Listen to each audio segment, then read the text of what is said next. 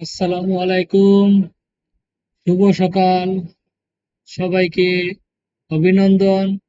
যুব উন্নয়ন অধিদপ্তর বিভিন্ন কোর্সে আবেদনের জন্য অনলাইনে ফর্ম পূরণ করা যাচ্ছে। আজকে আবেদনের শেষ তারিখ। আজ আবেদনের শেষ তারিখ 30/6/2026 রাত 12টা পর্যন্ত অনলাইনে আবেদন করা যাবে। আজকেই লাস্ট ডেট। আপনারা যারা এখনো আবেদন করেন নাই তারা অতি সত্বর আবেদন করুন। নিচে দেওয়া লিঙ্কে গিয়ে আবেদন করুন। ধন্যবাদ সবাইকে। দ্রুত আবেদন করুন।